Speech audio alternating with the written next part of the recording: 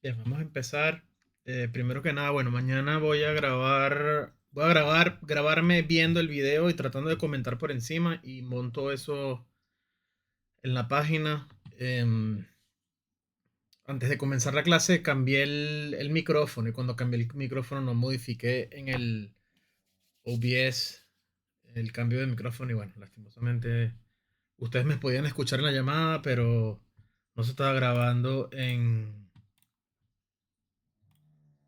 el OBS, ¿ok? Déjenme cerrar esto para que no fastidie. Entonces, nada, vamos a tratar de empezar. Hay unos nombres que son nuevos. Bien, hasta ahora, ok, vamos a colocar esto aquí. Creo que aquí no molesta mucho. Ok.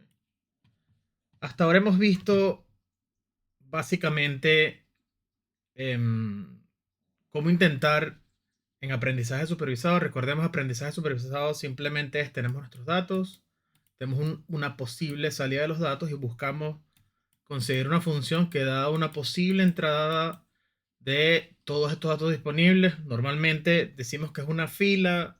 Si quisiéramos pudiese ser una columna, simplemente notación. La idea es tratar de conseguir una función que trate de predecir. ¿Okay?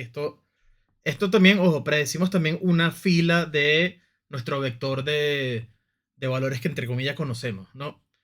Pero no hemos hablado mucho de la conexión que hay entre probabilidades estadísticas en el sentido de, en realidad, desde el punto de vista de probabilidades, qué está sucediendo acá, ¿no?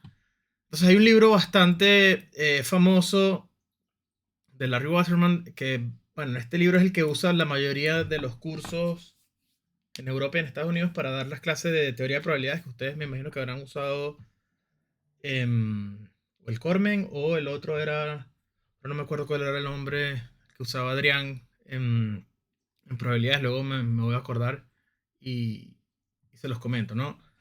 Entonces, bueno, la idea es tratar de entender este pequeño diagrama. Yo lo modifiqué un poco, lo vamos a ver la modificación, vamos a tratar de ver primero el diagrama básico. Empezamos por la izquierda, ¿no? En teoría, ¿ok?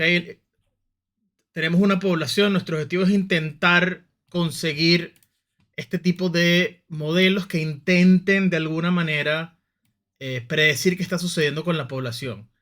Entonces,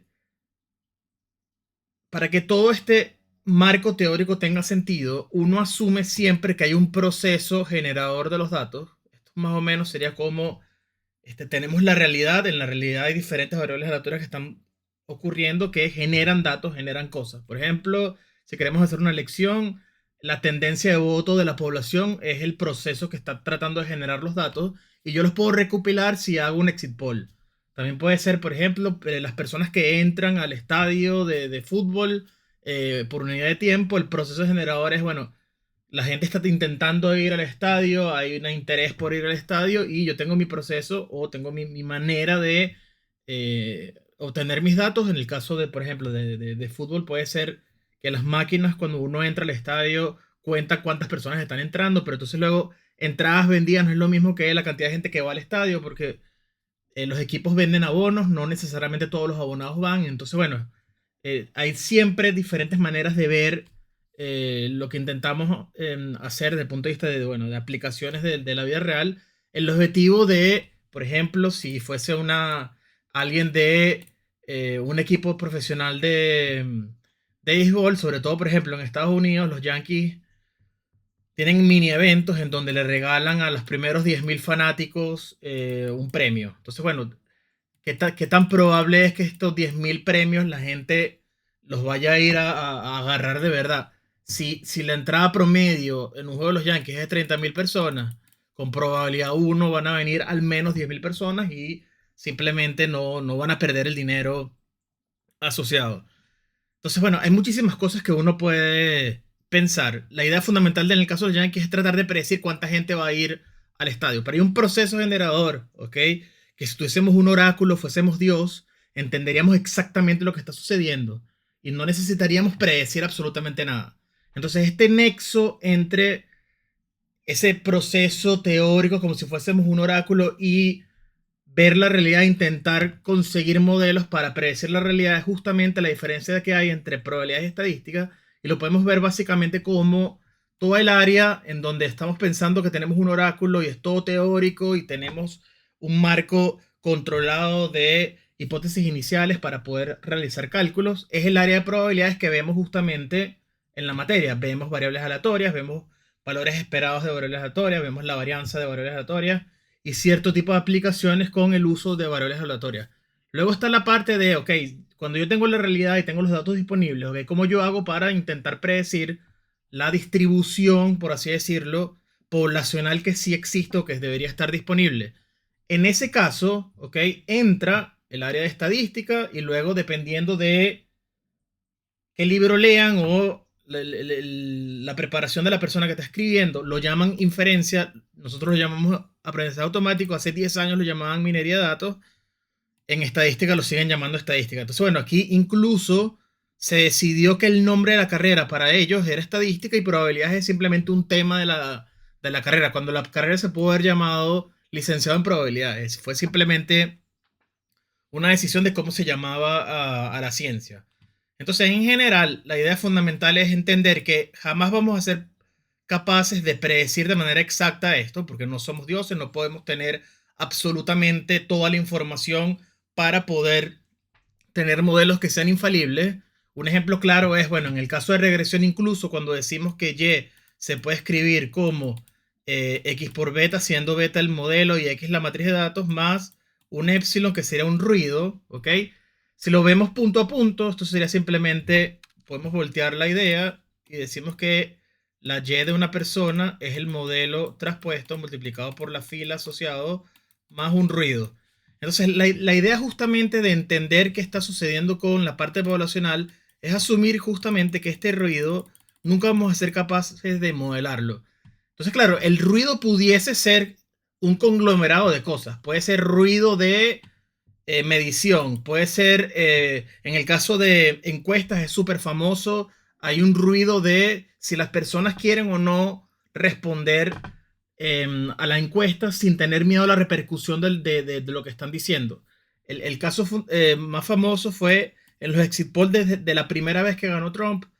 La mayoría de las personas pro Trump o decían que no estaban a favor de él o simplemente no decían absolutamente nada.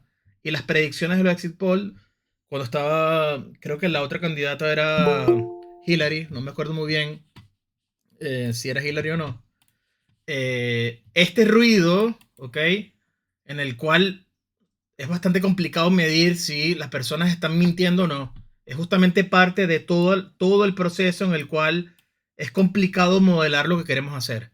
Entonces, ¿nosotros qué asumimos en nuestro curso? Bueno, asumimos que esto es algo que no podemos controlar e intentamos hacer las cosas con lo que dentro de las pequeñas posibilidades que tenemos de modelado, si pudiésemos hacer. Si empezamos a agregar, ¿ok? Componentes que son complicadas de entender o cuyos datos incluso es imposible que tengamos, evidentemente el problema no va a ser factible, no vamos a poder nunca tener una buena aproximación de lo que queremos hacer, ¿no? Entonces, bueno, como yo lo modifico un poco, ok, este gráfico que me parece un poco sencillo, ¿cómo lo modifiqué un poco para el curso cuando lo estamos dando? Asumamos siempre que tenemos un proceso que genera los datos. La idea fundamental es siempre pensar que este proceso, ok, no lo podemos controlar, pero ¿dónde sí podemos controlarlo? En la parte de investigación. Yo puedo decir, ok, asumamos que esta población tiene una distribución normal con media 0 y desviación estándar 2. Si yo asumo, ok, que la población tiene esta distribución y la desviación estándar, ok, lo colocamos en 2, esto sí ya yo puedo decir, ok, dado que esta es la suposición que tengo, ok, ¿cómo yo puedo hacer investigación asumiendo que pasa esto y quiero que así yo calcular la esperanza de la variable, quiero calcular cuál es la varianza, ok? O ciertas cosas en donde uno tiene que definir suposiciones, hipótesis y obviamente lo hacemos para intentar expandir la teoría acerca de el área de estadística, ok. ¿Qué pasa? En la vida real, por así decirlo, entre comillas, ok, en realidad lo que tenemos acceso es a esta zona de acá. ¿Okay? Tenemos datos que podemos observar y a partir de esos datos, que es justamente lo que estamos haciendo nosotros, intentamos crear estas funciones, ¿ok? Que son simplemente aproximaciones de la posible realidad. Entonces, hay incluso teoremas que ustedes vieron, teorema del límite central, teorema de grandes números, en donde dice, asumamos que tenemos una muestra de dimensión infinita. Entonces, en el límite esto se va a parecer a la distribución poblacional. Todas esas cosas que estaban haciendo cuando hacían teorema del límite central y ley de grandes números, justamente es bueno, no es el nexo, sino es un ejemplo de nexos entre cuando yo tengo datos de la realidad y los quiero tratar de llevar a la parte teórica, ¿ok? Justamente por eso el curso se llama, ¿ok? Antes eran dos cursos, el Pegasus lo cambiaron,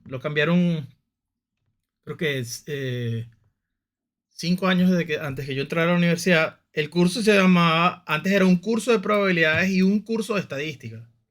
Y nosotros simplemente al final tenemos un curso que se llama probabilidades y estadística, ¿ok? Pero son dos cosas diferentes. No necesariamente quiere decir que no estén conectadas, pero son diferentes. Entonces, ¿qué hacemos en nuestro curso? Nosotros obviamente nos vamos a intentar enfocarnos en esta parte cuando tengamos los modelos, pero esos modelos han sido verificados siempre utilizando suposiciones, hipótesis o teoría del área de probabilidades o no. Puede ser también que sea del área de lo que se llama aprendizaje estadístico, o puede ser que sea el área de ingeniería eléctrica, la gente de señales, ¿ok? Hay muchas cosas donde uno puede agarrar componentes o resultados matemáticos para intentar usarlos en nuestra área, ¿ok? Pero nosotros nos enfocamos tenemos datos observados y no solamente tenemos los datos observados. Por lo general, cuando los tenemos, toda esta parte de errores de medición, errores de que la gente me está mintiendo o no, posiblemente estoy pensando que estoy haciendo un estudio con cierta distribución, en realidad es una completamente distinta.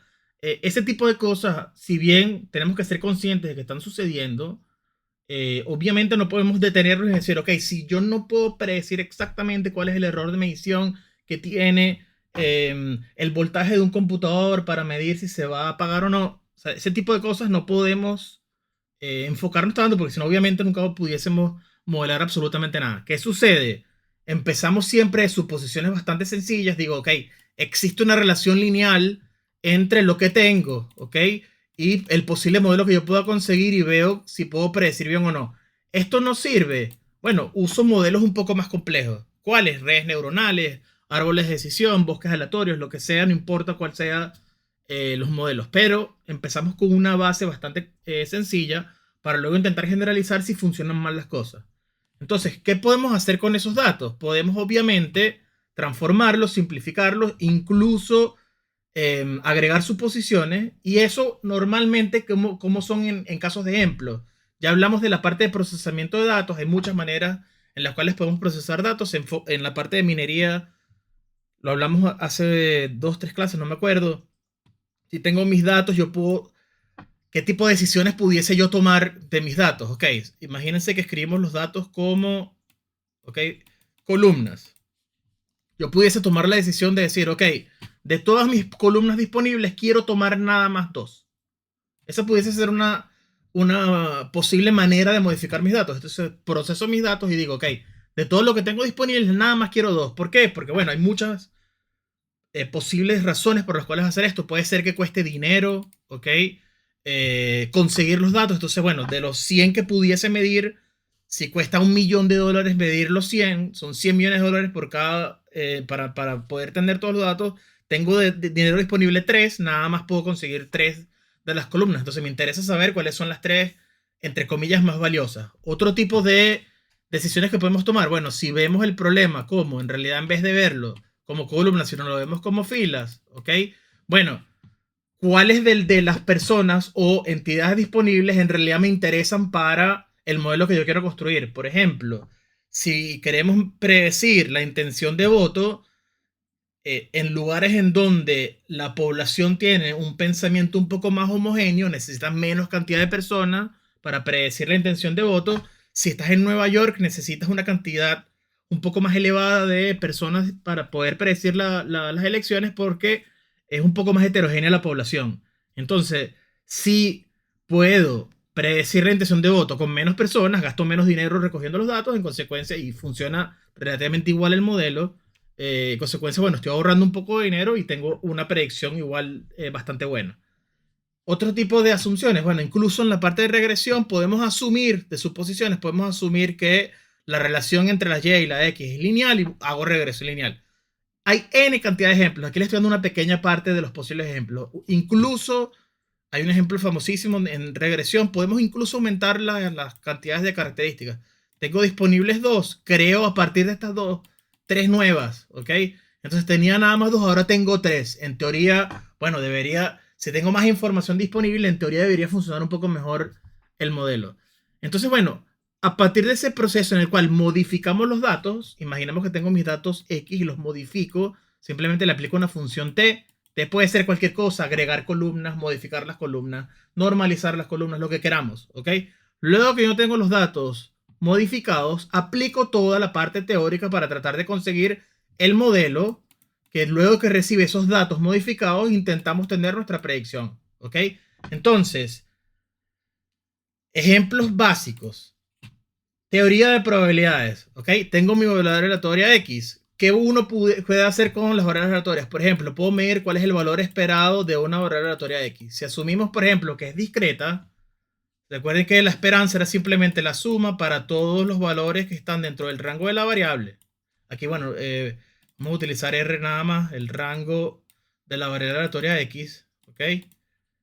Tal que hacemos X multiplicado por la probabilidad de X, ¿ok? Esto me da el valor esperado de una variable aleatoria. Por ejemplo, si estamos lanzando una moneda, ¿ok?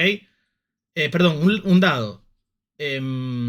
Tengo 6 posibles, bueno, si, obviamente si el dado no está cargado, etcétera. Ese es el tipo de cosas que en el proceso generador de datos tenemos que asumir. Si el dado está cargado, obviamente no sabemos cuál es la probabilidad de cada una de las caras. Entonces, ¿qué tenemos que hacer? Asumimos, ¿ok? Asumimos suposiciones, asumimos que el dado no está cargado, entonces ya sí puedo hacer este cálculo. Y sería simplemente, si no me equivoco, 1/6 desde 1 más hasta llegar a 6, ¿no? Esto debería dar 3,5 si no me equivoco. Entonces el valor esperado de la variable aleatoria lanzar un dado, ¿ok? Es 3,5. ¿Dónde entra estadística? Ok, imagínense que no sabemos cómo calcular la esperanza. ¿Qué podemos hacer? Bueno, agarro mi dado, lo lanzo 1000 veces, ¿ok? Lo lanzo 1000 veces. Y para cada una de las posibles salidas, simplemente las sumo todas y las divido entre 1000. Este valor se debería parecer a 3,5. ¿Ok? Entonces, el cálculo teórico exacto es probabilidades. Tratar de aproximarlo es estadística. ¿Ok? Eso es lo que necesito que siempre tengamos en mente. ¿Ok? Ya ves que hay alguien que tiene que entrar aquí a la llamada. ¿Ok? En algunos casos voy a usar componentes de probabilidades que me ayudan a hacer algo. Incluso en este caso de regresión logística vamos a utilizar un área que se llama la función de verosimilitud para tratar de conseguir la función de pérdida. ¿Ok? En algunos casos uso teoría de probabilidades, en otros casos uso estadística. Lo importante es que entendamos esto que está sucediendo. Siempre nos enfocamos en los datos observados. Por lo general es bastante complicado que en aplicaciones reales nos enfoquemos en el proceso, ¿ok? Tenemos datos, buscamos una función a partir de esos datos y luego usamos esa función, evidentemente, para lo que queramos hacer. Razón por la cual, aquí ya hablando un poco en la parte de negocios del área, los que tienen más dinero o los que tienen el poder en el mercado son las personas que tienen datos o las empresas, que son como 10 nada, Google, Facebook, OpenAI, la gente de Anthropic, etc. La parte de investigación teórica, ¿ok? Todos los papers por lo general son open source o pagas un fee bastante reducido para intentar tener la teoría. Entonces lo que tiene más valor, aquí ni siquiera doy un adverbio, no sé si lastimosamente o no, lo que tiene más valor es tener los datos. ¿Por qué? Porque esto es lo que no puedes reproducir de manera sencilla. Tener la realidad de los datos es un poco más complicada. Y como no podemos conocer la intención poblacional, ojo, si pudiésemos hacer esto, obviamente, si tuviésemos un oráculo y fuésemos omniscientes, no necesitaríamos predecir absolutamente nada. Bueno, vamos a la bolsa y empezamos a invertir y somos millonarios, ¿ok? Pero bueno, como esto es imposible de hacer por ahora, ¿ok? Nos enfocamos en, bueno, tener los datos. Por eso, incluso las grandes empresas liberan los modelos. Los modelos están disponibles. Uno los puede descargar de diferentes páginas, ¿ok?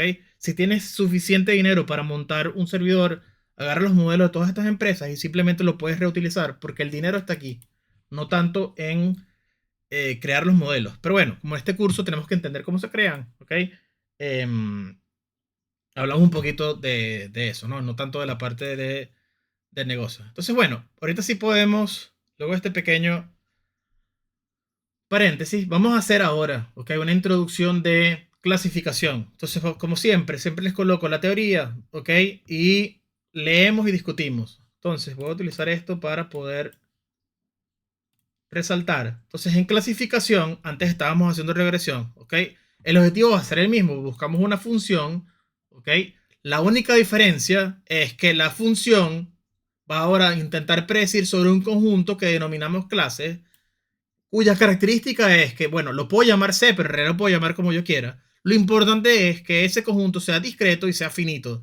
Es decir, yo puedo enumerar y obviamente la cantidad de veces que enumero es finita, de tal manera que, bueno, es más sencillo, obviamente, si no tengo infinitas posibilidades de salida. De hecho, bueno, aquí podemos ponernos un poco, no esotérico, sino a decir que si en realidad yo pudiese mapear las posibles opciones que yo tengo de un conjunto que es discreto, pero es infinito, estamos haciendo básicamente regresión, ¿ok? Pero bueno, no, eso ya es un poco más teórico, pero si es finito, que es nuestro objetivo, y discreto, obviamente estamos en el caso de clasificación. Entonces, por ejemplo, si yo aquí tuviese una función f que intente predecir cuál es el color ojo, perdón, el color de ojo de un bebé dado el color de ojo de los padres. Imagínense que las posibilidades pueden ser marrón, azul o verde. Mi conjunto C es simplemente enumerar los posibles colores.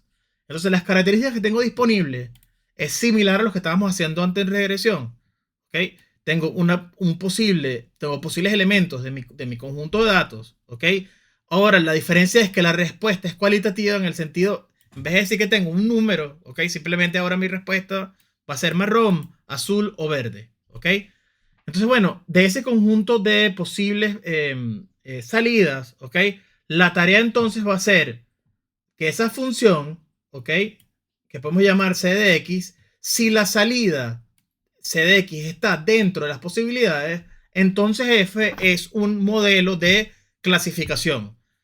Entonces, el siguiente paso es decir, ok, por ahora C, o el interés es que sea discreto y que sea finito. Si yo restringo la cardinalidad de finito y digo que el número de elementos de C es 2, estamos simplemente en el caso famoso de clasificación binaria. Pero simplemente binario es ¿por qué? Porque tengo dos posibilidades de salida, más nada. Como estándar, ¿ok? No necesariamente quiere decir que siempre es así, pero como estándar, cuando hacemos clasificación binaria, los valores de salida son o menos 1, 1 o 0, 1. Esto va a depender de los algoritmos que estemos usando. En algunos casos conviene que sea menos 1, 1, en otros casos conviene que sea 0, 1. Incluso podemos hacer una analogía con, bueno, porque los procesadores usan bits, ¿ok? Es similar, ¿ok? En el sentido de, bueno, en el enfoque de computación asumimos que es 0, 1, pero pudimos haber dicho siempre que fuese menos 1, 1. Simplemente son cosas de convención. En general, sí, les doy una idea. En general, sí, en la función objetivo me interesa hacer manipulaciones con el signo, uso el de la izquierda. Si me interesa manipular cuando es 0 o 1, utilizo el de la derecha. En este caso, en el caso de la clase de hoy, vamos a manipular un poco con 0 o 1. ¿Ok? Bien, entonces vamos a intentar, ya vimos el caso más sencillo posible de regresión, que es el caso de regresión lineal. Vamos a ver el caso más sencillo de clasificación, en el caso de clasificación binaria, que se llama regresión logística. Entonces, antes de entrar en pánico, okay, vamos a entender luego por qué utilizamos esta palabra antes de el modelo. Fíjense que dice regresión logística. Entonces, bueno, les estoy diciendo que estamos haciendo clasificación y la primera palabra que usamos es regresión. Vamos a entender por qué. Okay, vamos luego a entender rapidito por qué utilizamos el nombre regresión antes de la palabra logística. Y además vamos a entender por qué usamos la palabra logística, no tiene nada que ver con lógica y luego vamos a ver por qué. ¿Ok? Entonces, bien. ¿Qué sabemos hasta ahora en el modelo lineal de regresión? Entonces, recordamos, vamos a tratar de siempre hacer las cosas lo más rápido posible. Si queremos conseguir la función y asumimos que hay una relación lineal, cuando yo tenga la función dada una entrada, hago dos cosas, es lo mismo porque es conmutativa la operación. Puedo hacer x traspuesto por beta o beta traspuesto por x para algún elemento dentro de mi conjunto de datos, ¿ok? En este caso, fíjense que digo que tiene n filas y p columnas. Recuerden que utilizamos siempre las dimensiones como yo quiera y de manera aleatoria para que no se concentren siempre en un solo tipo de nomenclatura. Lo importante en este caso es, para el problema de regresión lineal, tenemos una solución cerrada o analítica que llamamos ecuaciones normales y ya sabemos, ¿ok? Que es x transpuesto por x, la inversa, x transpuesto por y, ¿ok? Y luego sabemos que nuestro vector y es el conjunto de posibles salidas. Entonces, ¿cómo cambia esto en clasificación? ¿Ok? Entonces, vamos a ver la diferencia. Entonces, aquí digo, la matriz de datos puede ser que sea la misma interpretación. Evidentemente, el cambio más importante es que la variable predecir ahora, en vez de ser cualquier número en los reales, ahora tenemos simplemente dos posibles salidas. O es 0 o es 1. Entonces, para entender más o menos lo que queremos hacer, ¿ok? Si quisiéramos hacer que nuestro modelo sea capaz de predecir o 0 o 1, tenemos esta función, ¿ok? E intentamos, ¿ok? Primero comenzar a trabajar con una función que se llama la función logística. Entonces, fíjense, la función logística tiene esta forma. La idea fundamental es que la salida de la función para ciertos parámetros, luego vamos a empezar a jugar con los parámetros, pero para ciertos parámetros tiene esta forma. Entonces, si nuestro objetivo es intentar que tengamos una función que luego de aplicarlo a la x me diga o es 0 o 1, la más sencilla para nosotros los computistas es bastante fácil de hacer. Es lo siguiente. Puedes hacer exactamente lo siguiente. Diría, si f de x es menor a un número, ¿ok? Se me olvida que no puedo... Ahorita vamos a hacer esto. Ok, si f de x es menor que un número, digo, ok, clase es igual a 1. Si no, digo clase es igual a 0. ¿Ok? Esto es válido. Esto es una función completa y absolutamente válida. Mi función me arrojaría números. ¿Ok? Defino yo un criterio. Y si la función es menor a ese criterio, digo que es la clase 1. En caso contrario, digo que es la clase 0. Esto es completo y absolutamente viable. ¿Ok? ¿Qué sucede con este criterio? Vamos a ver si a alguien se le ocurre cuál es el problema.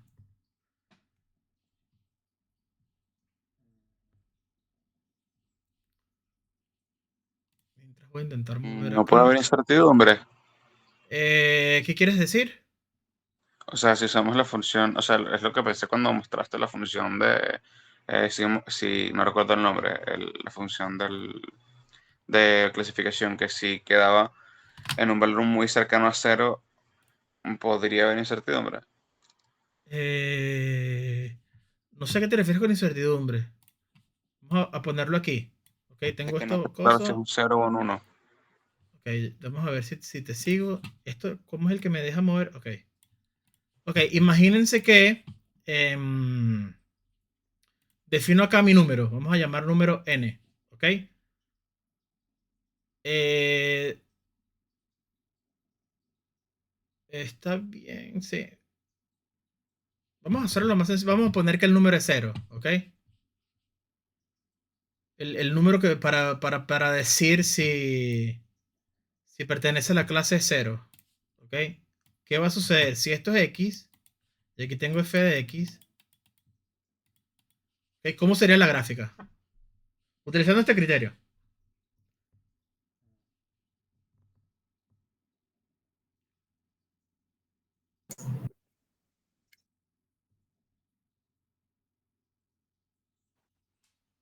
O sea, habría un tope que es el número por el que puede pasar por arriba o por debajo, que es el tope. Supongamos que la función, pero tengo que primero definir la función antes de poder hacer otra formación. Esta es la función, ¿ok? No importa lo que sea, esta es la función, ¿ok? Entonces, vamos a tratar ahora de graficar f de x.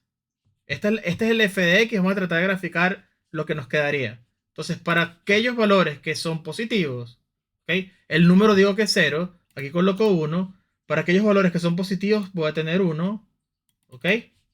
Para aquellos valores que son negativos voy a tener 0. Vamos a cambiar el color para no confundir mucho. Lo tenemos por aquí, ¿ok? ¿Qué problema tiene este enfoque? Si está escrito de esta manera, ¿ok? El número es 0. Aquí tengo que poner, si se acuerdan, en Mate 1 colocábamos un valor aquí abierto y aquí uno cerrado.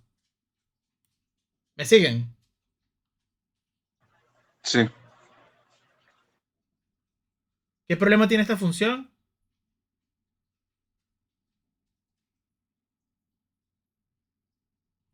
Similar a lo que pasaba con el valor absoluto.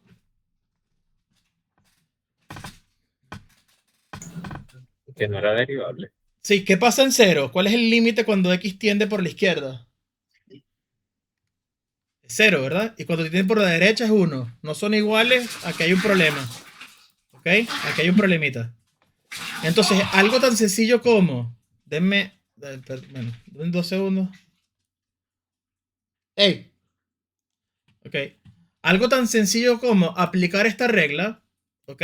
No vamos a poder usar derivadas. Eso es lo primero que sucedería. Entonces, bueno, aquí ya es un problema. Es fácil en el sentido, bueno, tengo mi función, intento conseguir mi función, veo cuáles son mis puntos, mi nube de puntos, consigo esta función. Si tuviese este criterio, ¿ok? Y luego defino mi función de pérdida, no voy a poder derivar. Este criterio decisional tiene ciertos problemas. Entonces, ¿qué sucede? Si bien no puedo derivar, la idea está ahí. ¿La idea cuál es? Bueno, yo voy a tener mi función. Vamos a tratar de colocar el color negro. Yo tengo mi función que está intentando tener un valor numérico de lo que estoy tratando de aproximar. Para algunos valores tienen que tratar de ir a 0, para otros tienen que tratar de ir a 1. Entonces, bueno, esta función, por cierto, se llama la función step. Es bastante conocida, sobre todo en ingeniería eléctrica, ¿ok? Que es, bueno, cuando quieres hacer un impulso o no quieres hacer un impulso, por ejemplo, es bastante similar la función step. Funciona también en la parte de filtros, transformadas en Fourier, etc. Entonces, la gente de ingeniería eléctrica, ¿qué hizo? Ok, bueno, yo conozco una función que aproxima esto, que se llama la función logística. Y la idea fundamental es, bueno, tengo una función que es una asíntota horizontal y luego cuando se acerca a un valor dado, sube abruptamente y luego va hacia al otro valor que yo quiero utilizar. Entonces, bueno, además, ¿qué pasa? Teníamos ya un área bastante importante de desarrollo en el cual yo puedo controlar muchísimas cosas. Yo puedo controlar cuál es el valor mínimo y máximo de la función logística.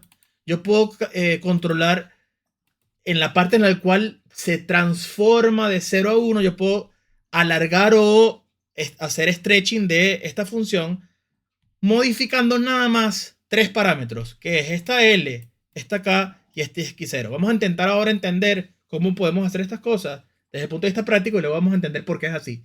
¿Ok? Entonces, en el caso de regresión logística es bastante fascinante porque lo que sucedió fue que mucha gente conocía funciones que tenían esta forma que queremos hacer y luego la interpretación es, ok, bueno, luego que yo tenga esta función que yo sé que para ciertos valores va a pegarse, disculpen la palabra, a un valor bastante bajo y luego se pega, ok, a otro valor un poco más alto, que es justamente lo que queremos. Queremos dar una entrada, poder discernir entre una clase u otra. Y luego, ok, luego que yo aplico mi función y tengo esta función, ok, luego quizás, luego que yo tenga la función final, quizás puedo aplicar este criterio decisional. Pero luego que la conseguí la función, ok, conseguí la mejor posible, utilizando la función logística, luego vamos a ver cómo se puede hacer. Y luego sí puedo, bueno, ok, quizás puedo aplicar esta función, pero luego que yo tengo, que soy capaz de resolver el problema de optimización. Entonces vamos a intentar entender qué quiere decir esto con hacer stretching o modificar el valor mínimo y máximo de la función. Entonces, ¿qué sabemos? Sabemos que esta es la función que yo les quiero decir que quiero usar. Tengo obviamente para esta función un parámetro que es la entrada, pero pareciera que tiene tres hiperparámetros, por así decirlo, que no pudiese controlar y que son siempre constantes. El primero se llama L, luego tengo K y luego tengo X0. Entonces vamos a intentar entender qué son esos valores. Entonces lo primero es simplemente, ok, vamos a definir la función usando una función lambda. Esto es exactamente, ok, es lo mismo que escribir df de los parámetros, pero bueno, perdón, aquí agregué algo, ok. No solo es una línea, sino que, bueno, las funciones lambda tienen diferentes repercusiones, son un poquito más eficientes porque tienen cosas que no van a estar definidas si uso def, pero bueno, espero que se entienda que esto es simplemente una función, ¿ok? Y luego llamo a plot curve, que está acá, es simplemente tratar de predecir este funcional usando diferencias finitas. Esto básicamente lo que quiere decir es el dominio lo defino como un rango lineal entre un valor mínimo y un máximo de la cantidad de puntos que yo quiero hacer. Esto básicamente, para no complicarlos mucho, es, imagínense que quiero conseguir valores desde menos 5 a 5 y quiero 100 puntos. Entonces lo que digo es, ok, quiero un rango desde menos 5 a 5. Son 100 puntos lo que quiero. Veo cuál es la distancia entre estos dos, que es 10. ¿Sí? Son 10 posibles valores. Veo cuántos puntos quiero. Lo divido entre 100. Y este es el step o el paso. Comienzo desde acá y voy sumando este paso hasta llegar al número 5. Entonces tengo simplemente, esto es una discretización del dominio de una posible función y al final simplemente lo que hago es hacer el plot de la función evaluada en cada uno de esos puntos. Y luego uno de los puntos, eso básicamente es, imagínense que quiero hacer la gráfica desde acá hasta acá. Evalúo en estos puntos, tengo la posible función, ¿ok? Y luego el paquete de graficación de Python lo que hace es, si yo no le coloco que quiero nada más los puntos, él va a aproximar, ¿ok? Y va a unir con rectas todos estos valores, ¿ok? Si la distancia entre los puntos tiende a 0, al final es una aproximación exacta de la función que quiero graficar. Eso es lo que estamos haciendo, ¿ok? Entonces, bien, déjenme hacer esto. ¿Por qué puse aquí nada? Estoy loco. Es que no retorna nada. Ok, está bien. Ok, vamos a empezar con esto. Esto tiene un error, no sé por qué. Vamos a ver cuál es el error. Aquí hay un paréntesis y aquí hay dos. Esto no debería ser problema. ¿Será la indentación? Falta un paréntesis. Ah, sí, es cierto. Falta este. Ok. Entonces vamos a empezar con... Tengo mi función. Recibe como parámetros L, K, X0 y la entrada de la función X. Entonces, fíjense, ojo, comentario, ¿no? Aquí pareciera que la función nada más recibe X, pero obviamente tiene diferentes cosas. Vamos a intentar entender qué es cada una de ellas. Entonces, vamos a graficar. ¿Ok? Y, por ejemplo, con 1, 10, 0, el mínimo es 0, el máximo es 1. Y el cambio para modificar las entradas de 0 a 1 parece ser bastante violento. Es decir, mientras más se parece a 0, ¿ok? Mientras más se parece a 0, cuando está cerca de 0, el cambio es bastante violento y empieza a subir a 1. Entonces, si yo les preguntara, ok, si yo quisiera modificar el rango de la función f para que vaya de 0 a 10 y ven esta fórmula, ¿qué creen ustedes que sería lo que tenemos que modificar? Primero vamos a ver, ok.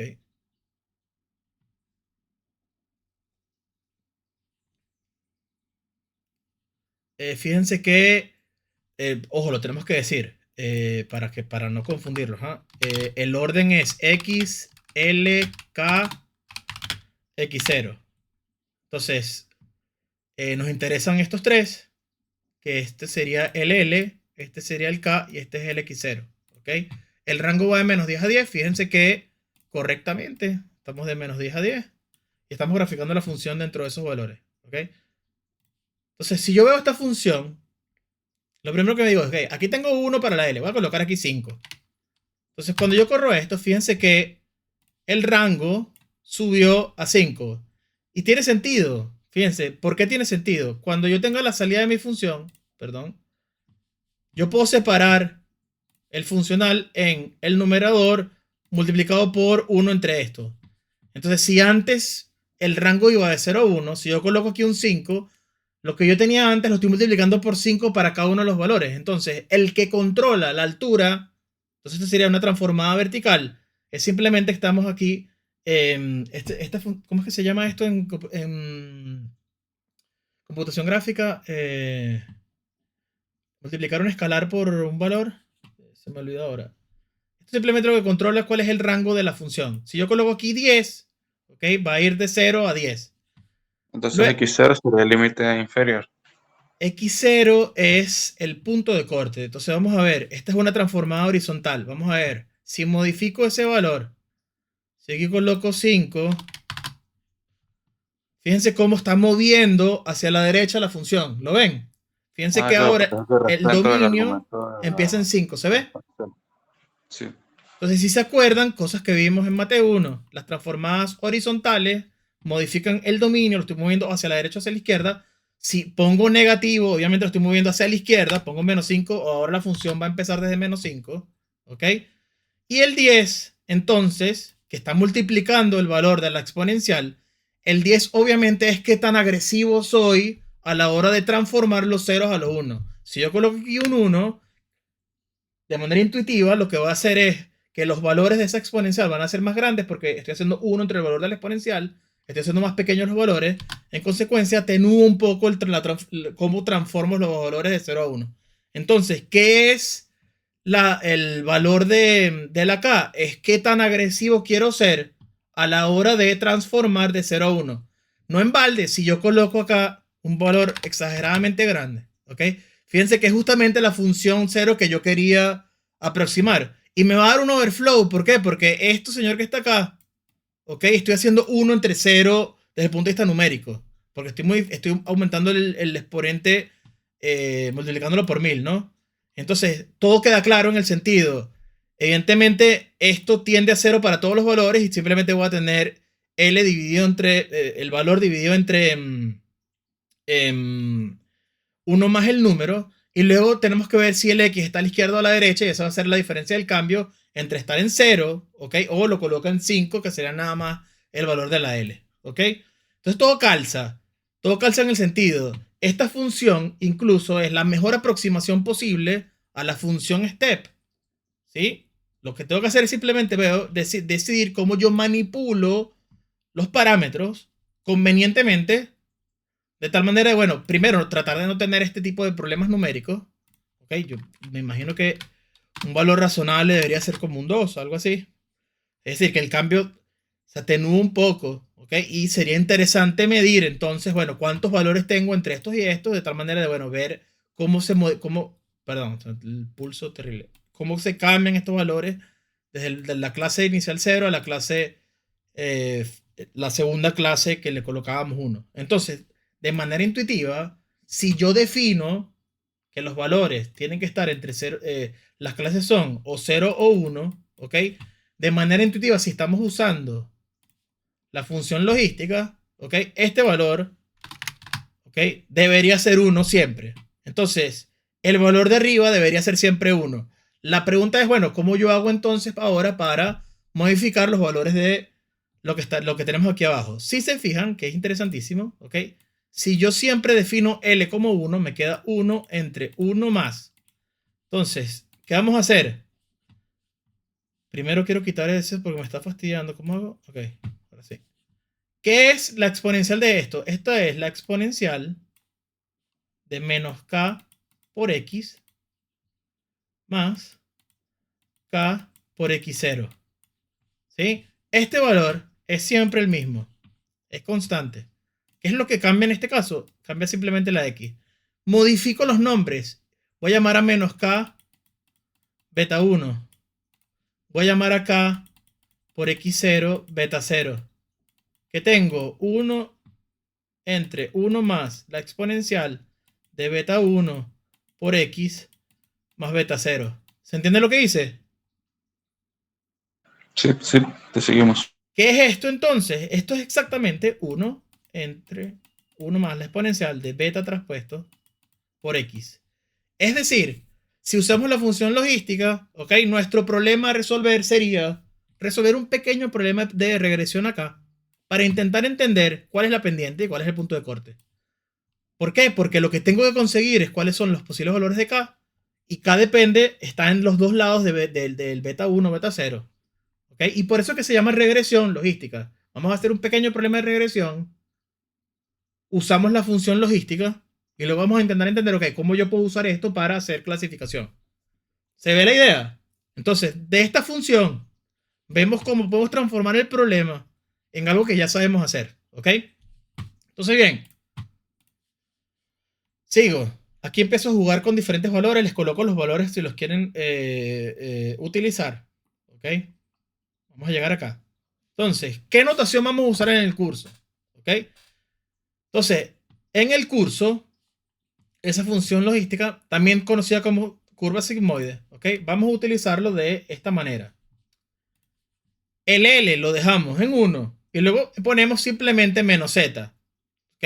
Este menos Z es lo mismo que teníamos antes, que era el menos K por el X0, no importa notación. Digo simplemente que se llama menos Z y Z es simplemente el parámetro de entrada. ¿Ok? ¿Qué sucede? Es bastante sencillo demostrar que 1 entre 1 más la exponencial de menos Z es exactamente lo mismo que poner la exponencial de Z dividido entre 1 más la exponencial de Z. Es completamente absolutamente trivial. Esto es simplemente 1 entre 1 más 1 entre la exponencial de Z. ¿Ok? Y esto es lo mismo que aquí el mínimo es 1. Esto está dividido entre 1. ¿Ok? Me va a quedar exponencial de Z más 1 dividido entre la exponencial de Z, perdón. ¿Ok? 1 y simplemente volteo numerador y denominador y me queda la exponencial de Z dividido entre 1 más la exponencial de Z. ¿Ok? Va a ser importante porque luego vamos a ver cómo se llama esta función y por qué la vamos a usar de esta manera. ¿Ok? En este caso simplemente aplicamos una sola vez el cálculo. En este caso lo aplicamos 2 veces. Lo puedes reutilizar y luego aplicas la división. ¿Ok? Entonces, en el modelo logístico, ahora vamos a colocarle nombre a las cosas con el modelo logístico. Como antes asumíamos que la relación era lineal, ahora vamos a tratar de definir el problema diciendo cuál es el modelo logístico, utilizando las hipótesis que tenemos hasta ahora, diciendo que estamos haciendo un problema de regresión. ¿Esto qué significa? Entonces, leemos. Supongamos que tenemos una matriz de datos X, esto no cambia, y la variable a predecir ahora es una Y01. Entonces, los valores que queremos predecir dentro de mi modelo, mi F nada más me va a decir o 0 o 1. ¿Ok? Entonces, en general, buscamos conseguir o tratar de predecir la probabilidad, fíjense, aquí es interesantísimo, la probabilidad de que una instancia de nuestro dataset XY pertenezca a la categoría 0 o 1. ¿Ok? Si recordamos la definición de probabilidad condicional, básicamente lo que queremos es cuál es la probabilidad de Y dado un XY, eso es todo, para todo Y en el dataset. Entonces aquí, ¿cuál es la idea? Antes les estoy diciendo cuáles son las suposiciones. Vamos a ver el problema, en vez de decir exactamente 0,1, vamos a ver el problema como si fuese un problema de probabilidad condicional. Entonces la idea fundamental es, ok, quiero predecir la posible salida dado mis datos que tengo disponibles. Entonces, para entender la idea, asumiendo, ok, que nada más tengo una característica, básicamente lo que queremos hacer es conseguir dos posibles maneras de, o dos funciones, ¿no? Una función, perdón, con dos salidas. Lo que buscamos es calcular cuál es la probabilidad de que la salida Y sea 1, dado que el valor de XY es A. ¿Esto por qué? Porque si yo digo que nada más tengo una característica, en vez de colocar aquí XY como vector, lo coloco simplemente como un solo valor. Tengo un solo valor disponible. Digo, ok, ¿cuál es la probabilidad de que Y sea 1, dado que XY es A? Y de manera análoga, ¿cuál es la probabilidad de que Y sea 0, dado que XY es A? A siendo un valor cualquiera de los posibles valores que puede tomar XY. ¿Ok? Entonces, en el caso simple, ¿qué hacemos? Entonces, en el caso simple, nuestra función, que depende de un modelo beta, dada una entrada de X, es aplicar la función logística, ok, la función sigmoide, de beta traspuesto por X. Y aquí todo calza. ¿Por qué? Porque por eso modifiqué, ok, el parámetro de entrada, en vez de ser nada más X, ok, el parámetro de entrada en verdad es Z y Z es beta traspuesto por X, que es justamente lo que hice antes. Entonces, lo que quiero decir es que para poder calcular la probabilidad, asumimos que la entrada, ¿ok? El parámetro de F sí es X, pero la entrada de la función sigmoide es beta traspuesto por X, ¿ok? ¿Y esto qué es entonces? Esto es 1 entre 1 más la exponencial de menos beta traspuesta de X, porque esta es la definición, ¿ok? Esta es la definición, y es exactamente lo mismo que esto que está acá, usando esta definición, que no es ni siquiera una definición, sino que es una igualdad. Y luego, como estamos en el caso de una sola característica, lo puedo escribir como la exponencial de beta 0 más beta 1 por X, 1 más la exponencial de beta 0 más beta 1x. Ahora bien, esta notación, ¿ok? Es simplemente porque en las configuraciones que queremos en nuestra función logística, ¿sí? Asumimos que este señor era 1 y si dejamos libre, perdón, tanto K como X0. a manera práctica para nosotros no nos interesa mucho X0 y K. Nos interesa simplemente cuáles son esos coeficientes cuando estoy aplicando el beta traspuesto por X. ¿Ok? Y además, obviamente, desde el punto de vista de notación, se ve un poco más bonito que se parezca a lo que estábamos haciendo antes en regresión. ¿Ok? Entonces, uno pudiese reescribirlo utilizando la definición original. Ya yo lo hice hace, no sé, 5 minutos. No creo que tengamos que volverlo a hacer. ¿Ok? Entonces, bien, súper importante. Mi función nueva ahora es, vamos a utilizar esta notación.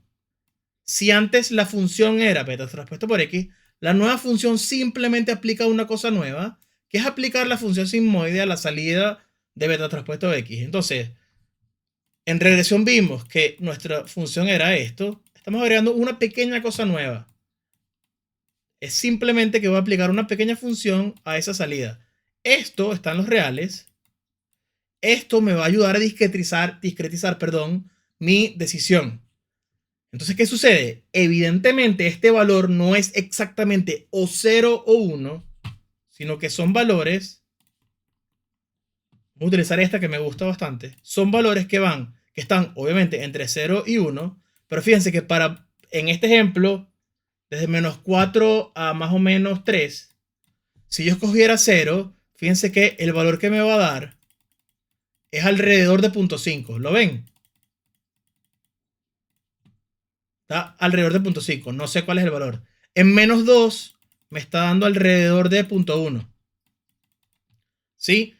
Entonces, si yo tengo una función en la cual estoy mapeando los valores de X entre 0 y 1 y estoy barriendo desde 0 a 1, yo puedo decir, ok, en verdad tengo una posible función que está calculando cuál es la probabilidad, ¿okay?, de que el elemento X pertenezca o a la clase 1 o a la clase 0.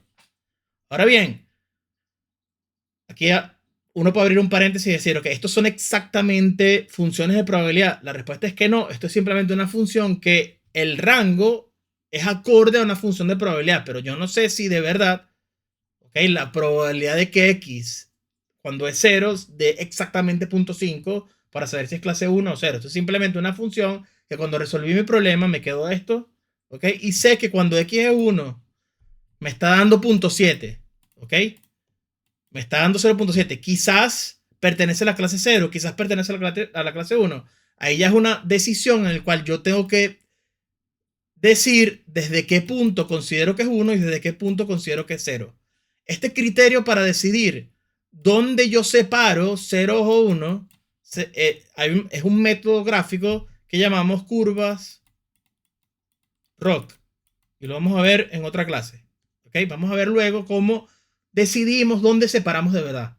Quizás el criterio de separación está aquí, quizás el criterio de separación está acá, quizás es exactamente 0.5 cuando los datos están, entre comillas, están limpios. Yo logro de verdad separar exactamente, o sea, separarlos mucho. Quizás el criterio de 0.5 es un criterio válido y funciona relativamente bien para decir todo lo que sea mayor a 0.5 es clase 1, todo lo que sea menor es clase 0. Pero yo puedo decidir como yo quiera. Diego. Profe, algo que me llamó la atención es que comentó que esto tiene una forma de una función de probabilidad, o sea, si tiene una forma del FDA.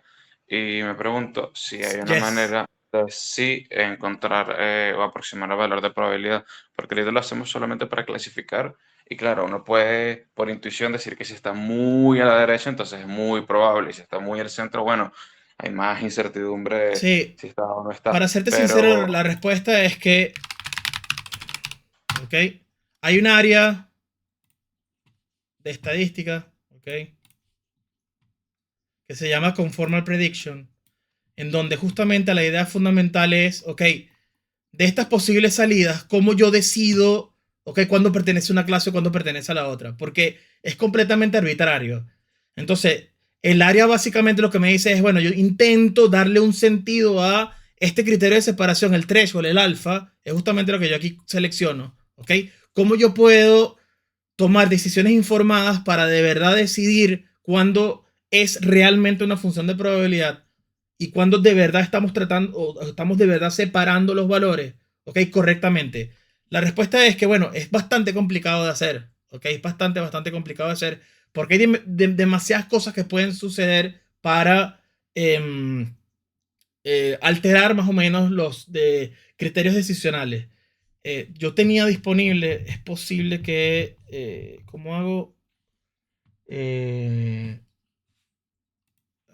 Quizás lo consigo. Les puedo dar un ejemplo buenísimo, pero no es de algunos meses. Aquí que tengo que poner eHealth,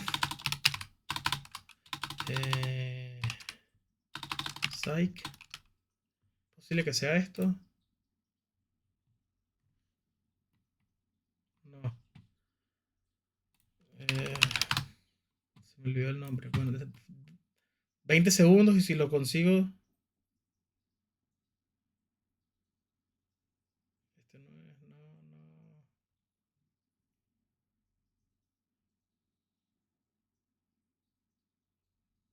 Results.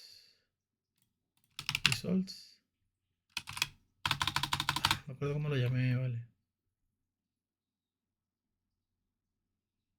Les tengo un ejemplo buenísimo, pero no me acuerdo cómo se llamaba el notebook para hacer los resultados. Pero puedo hacer una cosa. Déjenme un segundo. Voy a abrir Slack, pero tengo que mover esto para acá. Y aquí tengo que tener 10 segundos.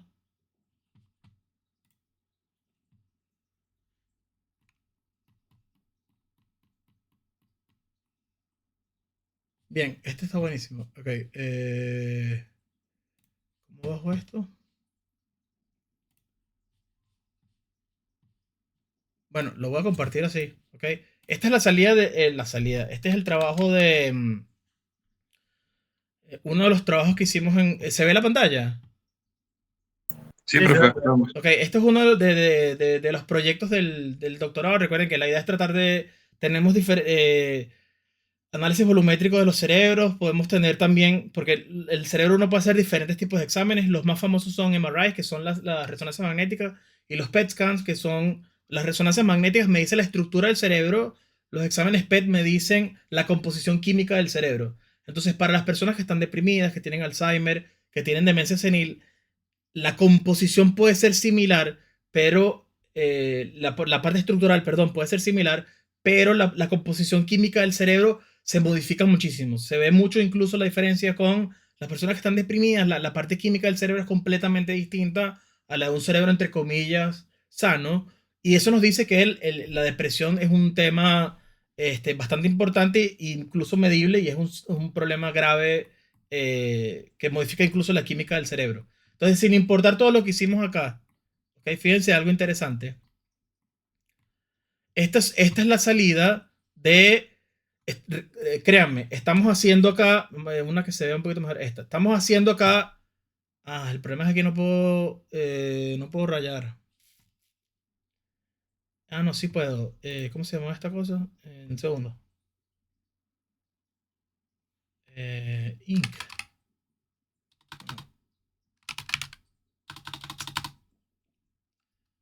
Compré un software para rayar, pero se me olvidó el nombre. Pencil. Bueno, no importa. Bueno, podemos hacerlo así. Sniping. Y listo.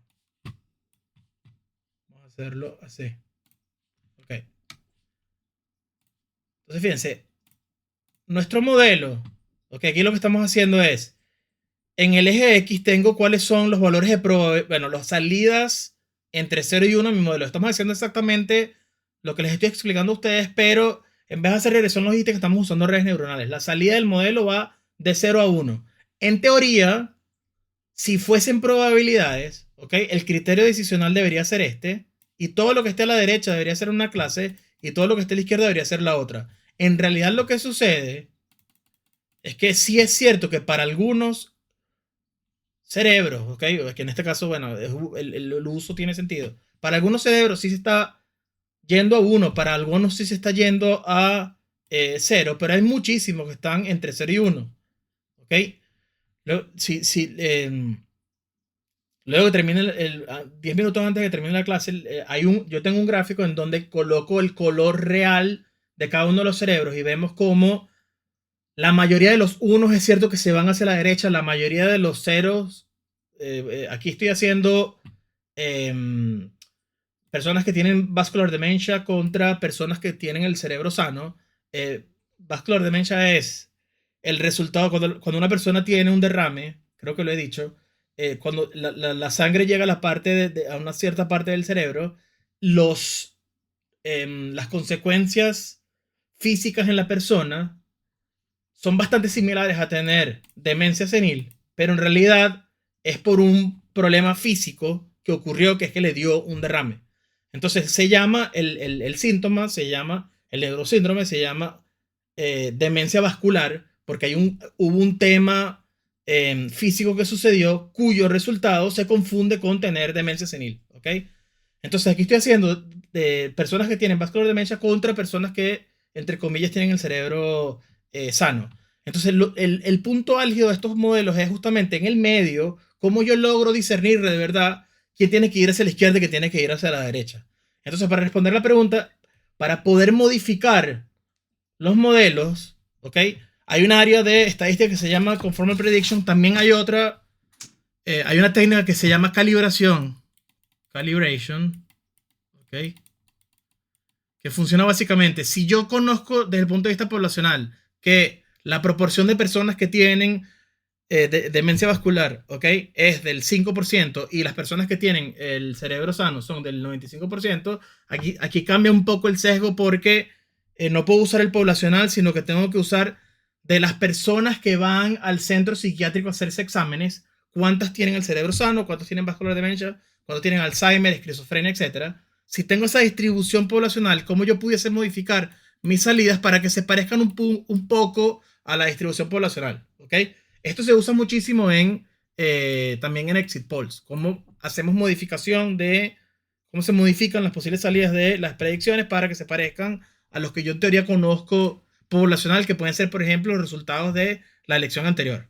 ¿Ok? Entonces, bueno, para responder a la pregunta es esto. Si bien la salida, que vamos a borrar todo. ¿Cómo borro todo en sniping? Bueno, echa para atrás.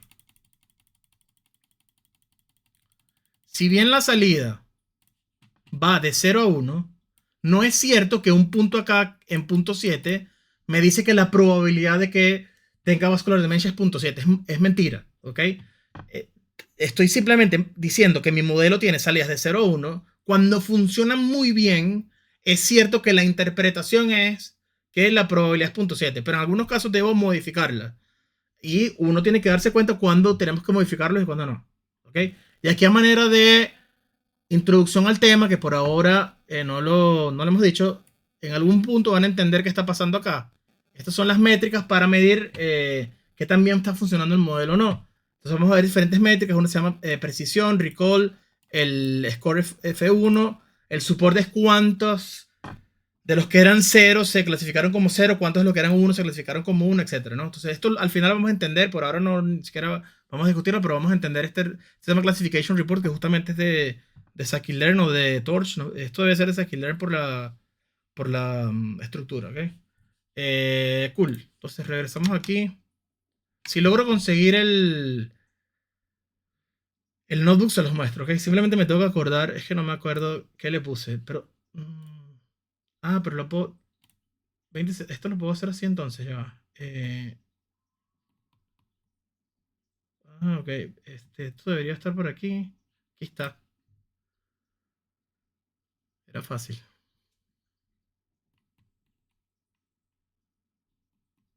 No es, obviamente, entonces no es fácil. No, voy a seguir la clase y lo buscamos ahora, ¿ok? No tengo ni idea de dónde estamos. Estoy haciendo. Ok, estamos aquí. Entonces, bien, ya sabemos cuál es la función. La función ahora, en vez de ser beta transpuesta por X, ahora es función sigmoide de beta transpuesta por X. ¿Ok? Haciendo ciertas manipulaciones, es bastante sencillo darse cuenta de lo siguiente, ¿ok? F evaluado en X dividido entre 1 menos F evaluado en X es exactamente la exponencial de beta 0 más beta 1 por X, ¿ok? Si estamos en el contexto de probabilidades, ¿ok? En el caso discreto, asumamos que el modelo sí funciona bien, ¿ok? ¿Qué es esto? Esta es la probabilidad de que Y sea 1 dado X dividido entre la probabilidad de que Y sea 0 dado X. ¿Esto se entiende?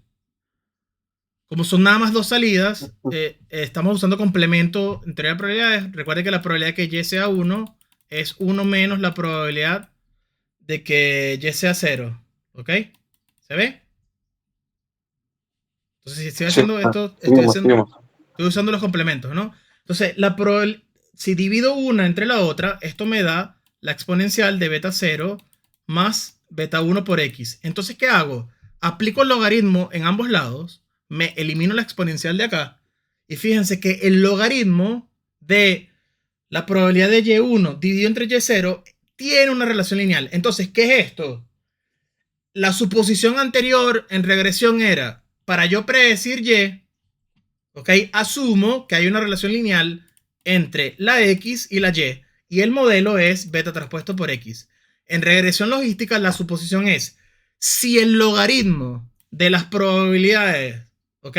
Cuando de la clase 1 y la clase 0, ¿ok?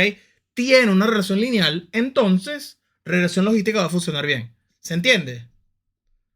La suposición anterior era, asumo que hay una relación lineal entre Y y X. Ahora la suposición es un poquito más compleja en el sentido, lo que es lineal es el logaritmo de, yo lo llamo el ratio, ¿cómo se dice esto? Dios, la proporción entre la probabilidad de que la clase sea 1 y la probabilidad de que la clase sea 0. Si esto es cierto, ¿ok? Si esto funciona bien, entonces regresión logística va a funcionar bien.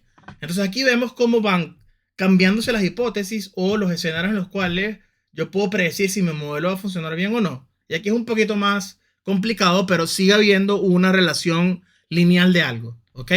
Entonces bien, esta señora tiene un nombre en matemática, estadística y ahora obviamente en aprendizaje automático. Y esta es la función logit, ¿ok? Logit es simplemente el logaritmo de la probabilidad para la clase 1 dividido entre la probabilidad para la clase 0, ¿ok? Entonces bien, el conocimiento que debemos recordar entonces es, si el logaritmo de la proporción entre la probabilidad que sea 0 y 1 tiene una relación lineal sobre X, entonces va a funcionar bien regresión logística, ¿ok? Entonces bien, sigo. Ok. Bueno, vamos a hablar 20 minutos. Creo que no va a dar tiempo de ver de esto. Aquí estoy. La siguiente parte es, ok, ¿cómo vamos a definir la función de pérdida? Ok. Entonces, vamos a hablar un poco de probabilidades. Este pequeño paréntesis que siempre hablo mucho de manera aleatoria, pero bueno. Vamos a ver si me da tiempo, ¿ok? Porque quiero siempre darles el tiempo para que se muevan entre clases. Entonces, bien, vamos a tratar ahora de ver desde cero, cómo vamos a definir esa función de pérdida. ¿Okay? Recuerden que la función de pérdida es la función que yo optimizo de tal manera que me ayude a conseguir el modelo optimal. Entonces, bien, función de verosimilitud. ¿Ok? Entonces, perdón, antes de llegar a función de verosimilitud, leemos. Por ahora sabemos cómo usar la función para predecir probabilidades. Si yo tuviese mi f, ¿ok? Dado un beta, Tx, esto es simplemente la función sigmoide evaluado en beta traspuesto por x. Esto es lo que sabemos hasta ahora. Por ahora no tenemos ni idea de cómo conseguir f. No tenemos ni idea. Antes en regresión era fácil, ahora no tenemos ni idea. ¿Cómo vamos a hacer? Entonces, bueno, vamos a ver. Sabemos cómo predecir probabilidades con la función. ¿Cómo podemos conseguir la función de pérdida? Entonces, para poder llegar acá, vamos a usar ciertas herramientas de probabilidades y la primera se llama la función de verosimilitud. Leo.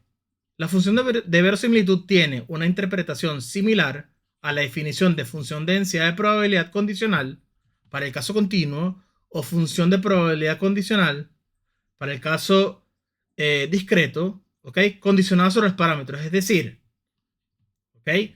Normalmente para la función de densidad y para la función de probabilidad yo intento predecir la probabilidad de X dado una serie de parámetros que tengo disponibles. La función de verosimilitud es, de manera poco jocosa, voltear la interpretación y decir, dados los X y los mantengo como fijos, tengo mis datos, tengo esos datos fijos, ¿cuáles serían los posibles valores de los parámetros poblacionales, ¿ok? Que traten de conseguir posiblemente la mejor función disponible? Esto es, tengo una normal de parámetros mu, la desviación estándar, lo coloco aquí un valorcito. ¿Cuáles son esos valores, ok? Que mejor definen una nube de puntos que tengo disponible, ok. Entonces es similar, es de hecho bastante similar a lo que estamos haciendo nosotros en el aprendizaje automático. La diferencia es que en vez de usar regresión, en vez de usar regresión logística, usamos funciones de probabilidad. Entonces básicamente yo digo, ok, yo creo que estos datos que tengo disponibles siguen una distribución normal. ¿Cuáles son los mejores valores de la media y la desviación estándar? Tales que se ajusten mejor a este valor de X, ¿ok? En el caso de la normal es bastante sencillo para la media, por ejemplo, es simplemente el mejor valor de la media, es simplemente agarrar todos los valores de X y los promedios, ¿ok? Este señor, que es el mejor posible aproximador de todos los posibles valores que recibe la normal, es lo que se conoce como el MLE, que es el Maximum Likelihood Estimator, ¿ok? Esto lo deben ver en algún punto, no sé si lo ven en probabilidades, no sé si les dan función de verosimilitud y MLE, ¿ok? No sé si me estoy extendiendo un poco, pero la idea fundamental es simplemente fijo la distribución, busco los mejores parámetros dado unos datos, ¿ok? Entonces, desde el punto de vista de fórmula, en vez de escribir f de x de beta, escribo f de beta de x. Esto es constante, esto está libre. Eso es todo, ¿ok? No sé si se da en las materias ahora de prueba. Cuando estaba en el grupo docente lo mencionábamos, pero no lo dábamos al 100%. Entonces, aquí, importante, no estamos profundizando. Les quiero decir nada más lo que vamos a hacer. Entonces, sin profundizar, en nuestro curso de probabilidades vemos la variable aleatoria. En el enfoque frecuentista, esto es simplemente escribirlo de esta manera, ¿ok? Asumimos que los parámetros de la variable aleatoria están dados, ¿ok? Yo sé cuáles son y luego que sé cuáles son, calculo probabilidades.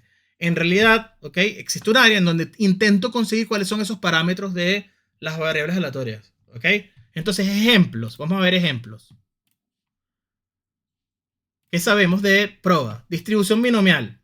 La denotábamos como bin NP. Si se acuerdan, siempre esto me decía el número de éxitos en una muestra fija de dimensión n.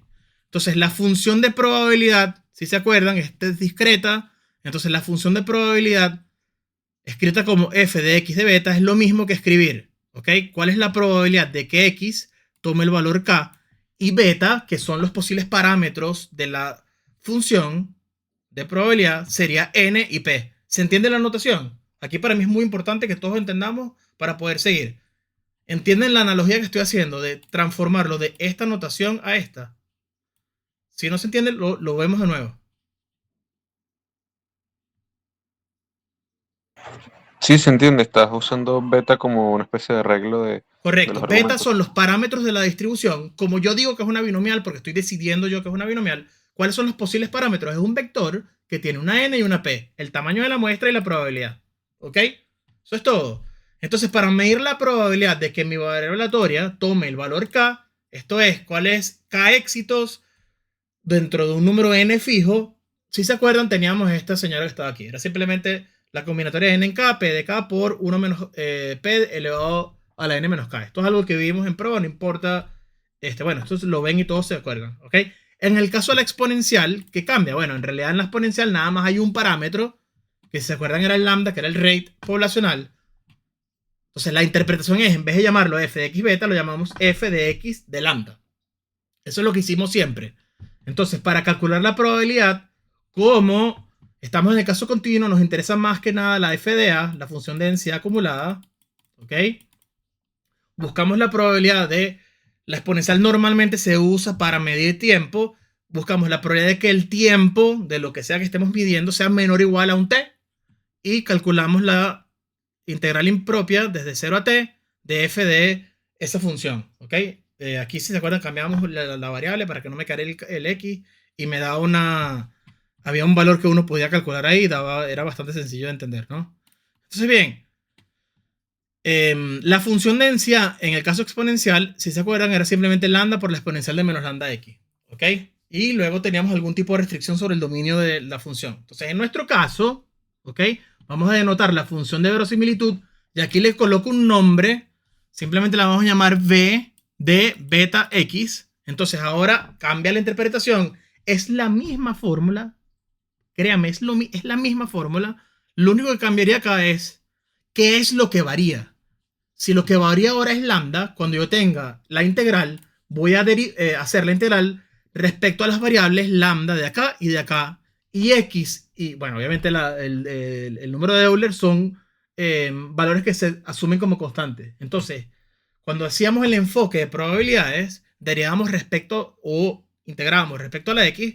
En el caso de verosimilitud se hace respecto al parámetro, ¿ok? Siendo igual la misma función. La misma función en el sentido de cómo se ve f de x beta, ¿ok? Sigo leyendo. Entonces, x, que es la data observada, es fija, importantísimo, es fija. Buscamos el mejor parámetro posible en nuestro modelo. Entonces aquí puedo hacer un pequeño paréntesis, ¿ok? Hay gente de estadística que odia a muerte esto. ¿Por qué?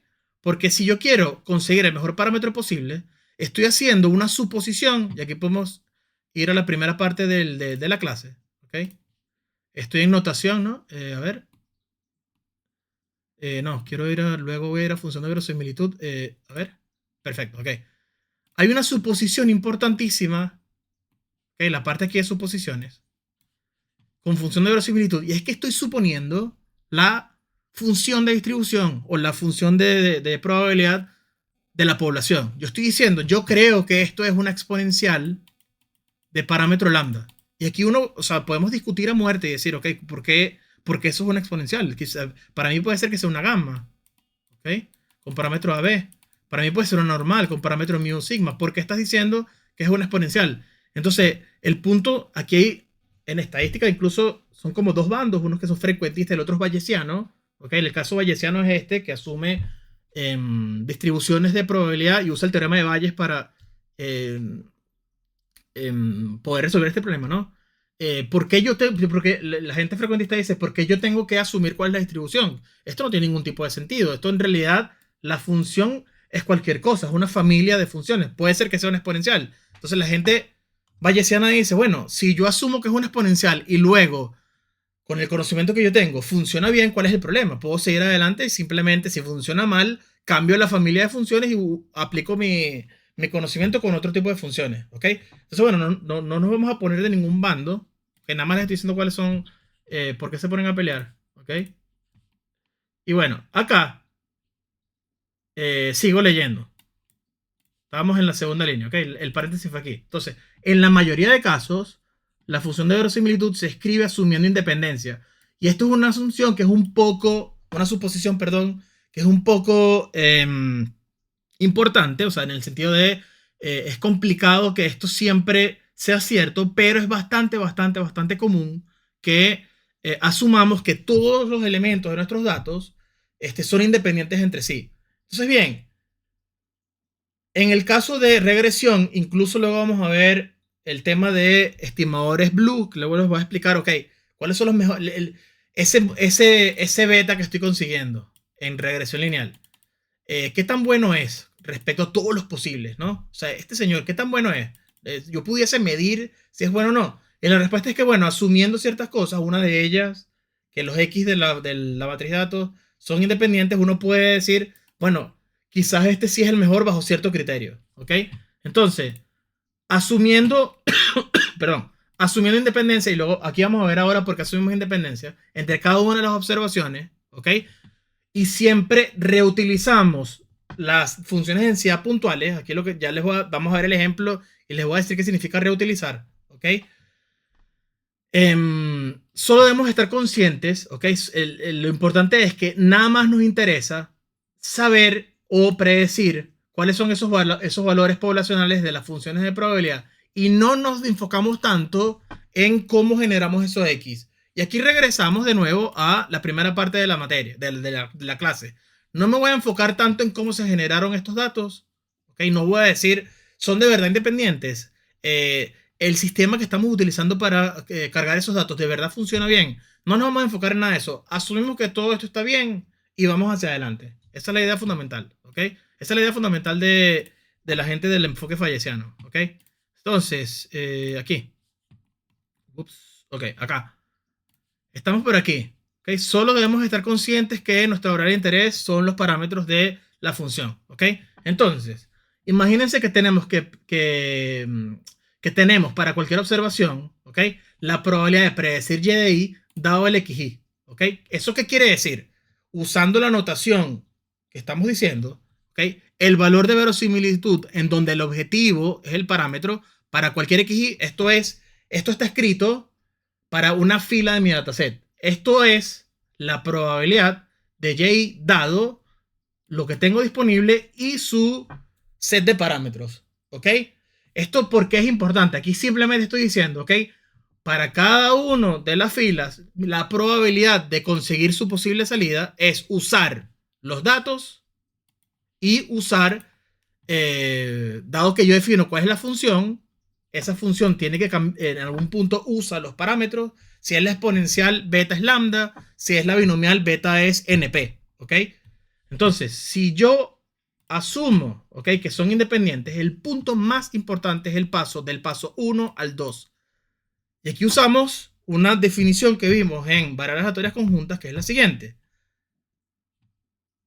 La probabilidad condicional. Entonces, fíjense que aquí el interés es beta. Entonces, esto es lo que asumimos que es aleatorio. ¿Ok? Dado x1, x2 a xn. Como, ¿ok?, como son independientes, la distribución conjunta es el producto de sus verosimilitudes. Esto lo vieron en el distribuciones conjuntas con nada más dos variables, que era, si dos variables aleatorias son independientes, f de xy, si se acuerdan, es el producto de la marginal de x, bueno, aquí con z, ok, esto es la marginal de xy de x, ok, multiplicado por la de y, ¿sí? Entonces, si yo asumo independencia, quiere decir que yo puedo multiplicar las marginales de x y de y con la distribución conjunta, y puedo separar el estudio en la variable aleatoria de la izquierda y la variable aleatoria de la derecha. En nuestro caso particular, ¿qué pasa? En vez de tener dos, tengo n puntos. Entonces, la función de verosimilitud de mi variable que tengo de interés, dado porque estoy asumiendo que son cosas constantes que no van a cambiar, x1, x2 hasta xn, es simplemente el producto de todas ellas. Entonces, el paso de 1 a 2 es 100% suposición. Yo asumo que son independientes. Si yo no asumiera que son independientes, ¿ok? Bueno, dejamos el estudio hasta acá y no podemos hacer absolutamente más nada. Eso es lo que pasa. Aquí ni nada, ¿qué vamos a hacer? No sabe, si no son independientes, necesito entonces definir esa variable conjunta y bueno, buena suerte intentando resolver el problema. Si yo asumo que son independientes, bueno, todo es más sencillo. ¿Por qué? Porque si asumo que todas tienen la misma distribución y asumo independencia, yo puedo escribir esto simplemente como la productoria para todos los puntos. ¿Lo ven? Esto es simplemente comodidad. Y como ya yo tengo esto definido, si es la productoria de cada uno de esos puntos, yo puedo decir entonces que es la productoria desde igual a 1 hasta n de la probabilidad de y para un punto dado su xy y beta. ¿Se ve? Entonces, el punto más importante es decir, si son independientes, yo separo, rompo mi estudio como si todos los elementos de mi dataset están relacionados entre sí, a decir, bueno, en verdad ellos son independientes. Yo separo, mi función de interés, asumiendo que son independientes como el producto de cada una de ellas, y modifico entonces la nomenclatura y coloco que entonces que la función de verosimilitud, en donde si tengo que buscar beta, eso siempre lo tengo que hacer, ¿ok? Es simplemente el producto desde igual a 1 hasta n de la probabilidad, ¿ok? Si hacemos regresión logística, lo que hacemos es simplemente darle un nombre a esta P.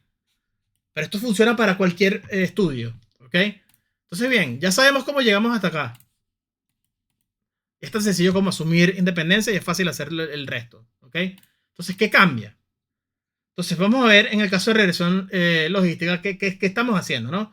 Entonces, bien, para el caso de regresión logística, la probabilidad de cada observación es, entonces, fíjense, probabilidad de que y sea 1 dado xy y beta es simplemente f evaluado f con sus parámetros beta evaluado en xy si pertenece a la clase 1. Y la otra es 1 menos este valor si y es igual a 0. Esto lo acabamos de definir nosotros. Si lo queremos escribir como la función,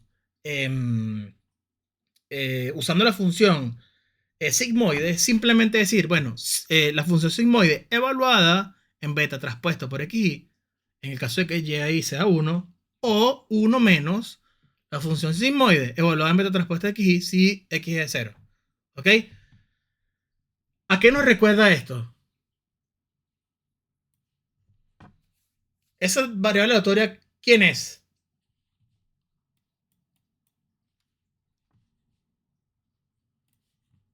Esta la vimos, es la primera que vemos, de hecho, en teoría de probabilidades. Bernoulli.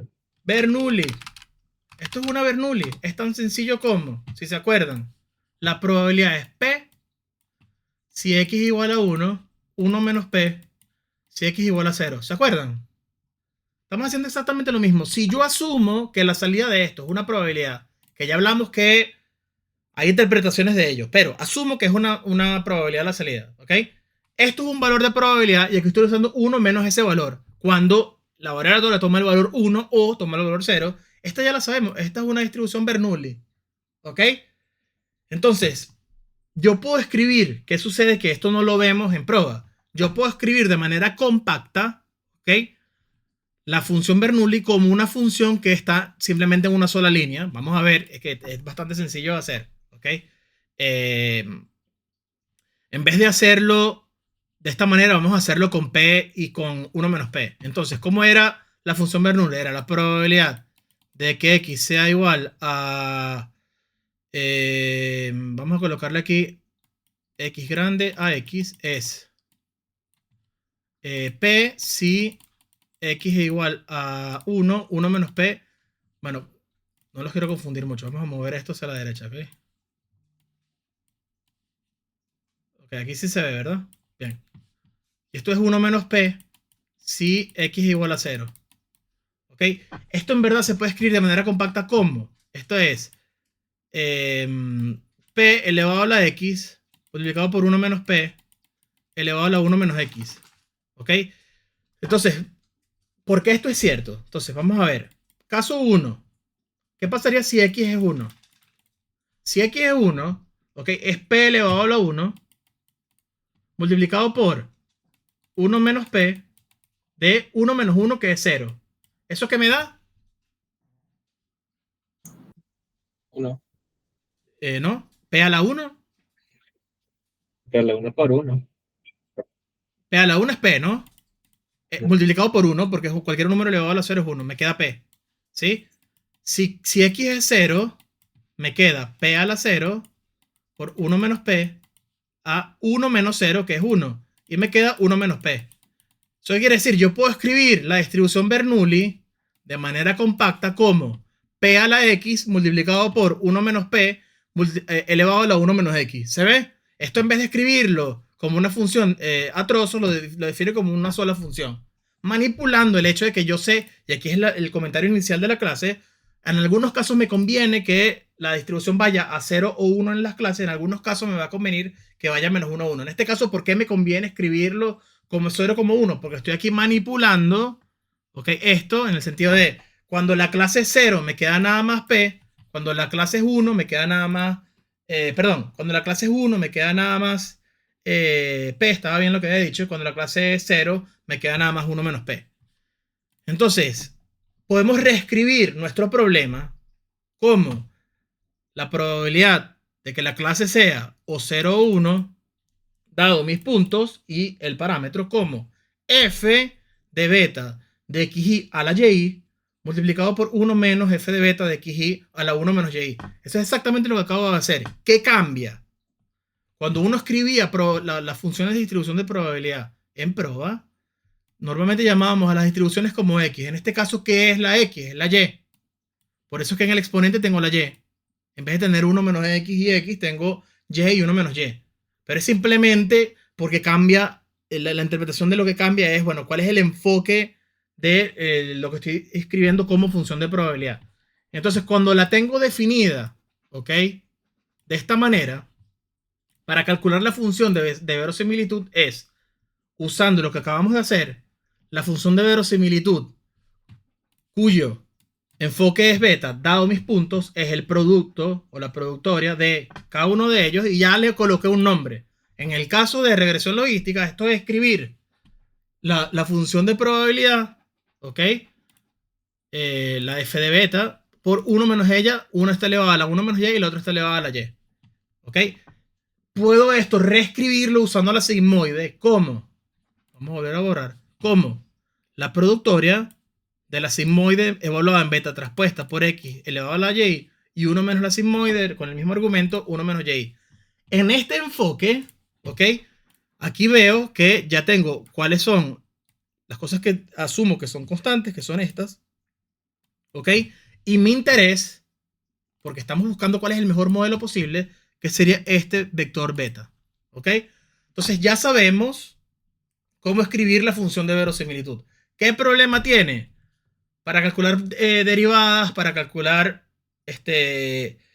para poder derivarle y conseguir el gradiente, lo que sea, siempre es un fastidio cuando todo está multiplicado. Si está multiplicado, tenemos que hacer la derivada de f por la derivada de... Tendríamos que hacer la derivada de... Perdón. F por g derivado, esta es la derivada de f por g más g por la derivada de f. Esto es un fastidio porque tengo muchísimas cosas multiplicándose, ¿no? Entonces, ¿qué hacemos? Bueno, vamos a tratar de cambiar esto un poco para que sea más sencillo, más fácil de derivar. ¿Cómo lo hacemos? Bueno, aplicamos logaritmo a todo esto. Entonces, este resultado, el resultado que tenemos acá, en realidad nos vamos a enfocar en el logaritmo. Entonces, ¿por qué? Aquí ya empezamos otra vez con la pregunta de, bueno, esta es una función afín. ¿Ok? Esta es una función afín. La distribución sigmoide, ¿ok? Que es esta que estaba acá, es monótona creciente. ¿Ok? Entonces, bueno, la función afín aplicada a una monótona decreciente tiene ciertas estructuras que respeta que sigue siendo convexa. Lo elevo a un número, sigue siendo todo convexo. Entonces estoy haciendo composiciones de cosas que todo está bien, ¿ok? Aplicar logaritmo a esta función no cambia el mejor modelo posible. Simplemente me hace la vida más sencilla. ¿Por qué? Entonces aquí, si nos acordamos ciertas propiedades del logaritmo, aplicar el logaritmo de esta función, si se acuerdan, ¿ok? El logaritmo del producto es la suma de los logaritmos del argumento. ¿Se acuerdan de eso? El logaritmo de la productoria de f es la suma del logaritmo de las f's. ¿Sí? Entonces, ¿qué estamos haciendo? Estamos haciendo la suma del logaritmo de esta señora y haciendo ciertas manipulaciones. Lo que me va a quedar es el logaritmo de esto elevado a algo. Si se acuerdan, el logaritmo de a a la x es x multiplicado por el logaritmo de a. Entonces, bajo el exponente a un lado, bajo el otro exponente y me queda simplemente el logaritmo de la f y el logaritmo de 1 menos la f. ¿Ok? Esta función de pérdida es la función de log likelihood, ¿ok? Que vamos a tratar de minimizar. Entonces, por lo general, cuando les hacen o cuando les explican este contenido, les dan esta función de una y no se entiende en realidad de dónde se deriva y es muy fácil de entender los pasos para derivarla y aquí están, ¿ok? Entonces, el problema que vamos a resolver es, ¿sí? Esta función, ¿ok? Como está aplicando el logaritmo, en verdad es cóncava. Como queremos minimizarla, en verdad vamos a minimizar menos el logaritmo de tita. Aquí cambié, por cierto, aquí hay un... No es un error, pero aquí debería haber puesto beta. ¿Ok? El tita se lo voy a cambiar, le voy a colocar aquí beta. ¿Ok? Básicamente, entonces, lo que queremos hacer es optimizar este funcional colocándole un menos acá para que me quede convexa. ¿Ok? Entonces, preguntas. Aquí nada más le hice todos los pasos, desde prueba, estadística, hasta llegar a por qué usamos esto. ¿Ok? Entonces, fíjense, si yo voy para acá y en scikit-learn, clasificación, regresión logística, fíjense que rapidito les colocan acá. ¿Ok? El problema de optimización es simplemente del binary class logic regression con regularización. Luego vamos a explicar qué es regularización. ¿Ok? Es la minimización de la siguiente función de pérdida. Entonces a mí no me gusta dar las clases de esta manera. Ojo, antes que me pregunten. Bueno, el negativo que les dije, fíjense que está aquí. ¿Ven mi mouse? El negativo que yo coloco acá, ellos lo colocan aquí como argumento y acá. ¿Ok? Pero es la misma función. Entonces yo les expliqué cómo derivar todo esto, cómo llegar hasta acá. Hay ciertas cosas extras que están, que por ahora no he explicado, que es el término de regularización, que está aquí, y las S que corresponden a los pesos que uno le puede asignar a las clases. Luego vamos a hablar qué significan estos pesos. Por ahora, asumo que las dos clases tienen los mismos pesos, entonces este S es 1, esto me va a dar 1, y no tengo por ahora regularización. Pero vean que se parece a lo que aparece acá en Scikit-learn. ¿Ok? Entonces, bien, ya vimos cómo llegamos a la función que yo quiero optimizar. ¿Ok? La clase que viene, ¿qué vamos a ver? ¿Cómo yo puedo generalizar esto para hacer regresión múltiple? Y usamos el paquete. ¿Ok? El package, el Scikit-learn. Entonces, voy a montarles el video, por favor, lo vean. Recuerden, hicimos toda esta parte para entender de dónde sale, porque esta es la función que quiero optimizar. Recuerden una cosa, esta función es cóncava, ¿ok? Cóncava. Si quiero, el tema acá es, bueno, aquí es un poquito de teoría de optimización. Si yo maximizo una función cóncava, es exactamente lo mismo que minimizar menos la función cóncava y me da una función convexa. Entonces, menos la función cóncava, esto es equivalente. ¿Por qué? Fíjense que si tuviese esta función que es cóncava, si multiplico por menos 1, lo que me está haciendo es cambiar los valores de la función. Entonces, maximizar esta es lo mismo que minimizar esta. Y como en optimización la gente está emocionada con minimizar, al final es exactamente lo mismo. ¿Ok? Escriben el problema como minimización de menos este funcional, cuando pudiese ser maximizarlo. Da lo mismo, ¿no? Lo que hace es que, bueno, si uso minimización, puedo usar descenso del gradiente. Trato de calcular cuál es la derivada, el gradiente de este funcional, y aplicamos el mismo algoritmo que vimos antes, solo que cambia la función de interés. ¿Ok? Entonces, bien, normalmente, en esta parte, ¿ok? Les dejo como una mini tarea, tratar de que consigan, bueno, cómo sería el gradiente de este funcional. ¿Ok? Recuerden que es simplemente calcular la derivada parcial respecto cuando y es 1 y luego la derivada parcial cuando y es 0. ¿Ok? Perdón, la derivada parcial es dependiendo de todos los parámetros de beta. ¿Ok? Si no lo hacen, no importa, luego lo podemos discutir. ¿Ok? Pero entendemos de dónde viene esta función de costo. ¿Ok? Preguntas.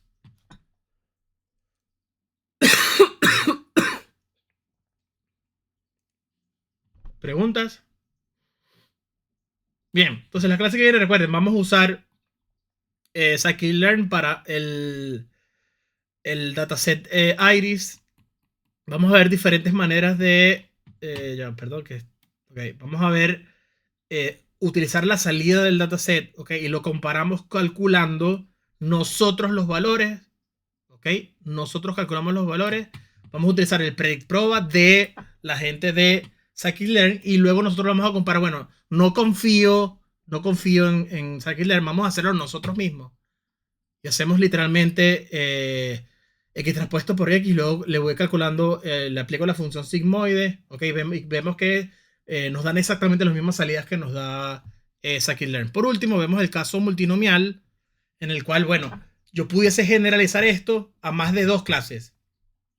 Y las probabilidades son estas que están acá, están definidas acá. Exceptuando, esto funciona para todas las clases. Y luego siempre hago una pequeña aseveración con la última. Para todas las clases hasta la anterior a la última es este cálculo. Para la última es 1 entre esto. Luego vamos a ver por qué. Es bastante sencillo de entender, pero ahí vemos por qué para la última cambia un poco el cálculo. ¿Ok?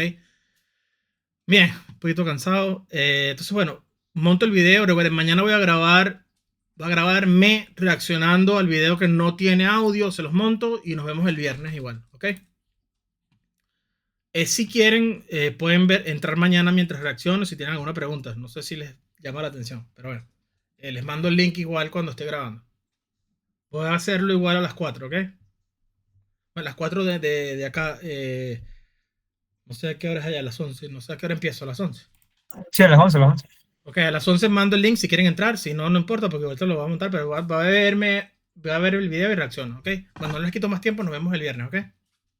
Gracias, profe, nos vemos. Ok. Gracias, profe. Chao. Mira una pregunta. Sí. Nosotros cuando tenemos el primer parcial El primer de... parcial quiero hacerlo antes del asueto navideño, no sé cuándo es. nosotros salimos creo que el 19 de... ¿no? El 19. Supongo que sí, más o menos. Supongo que en semana 8, ahorita estamos en semana 6. De verdad, miércoles. Ok. Ok.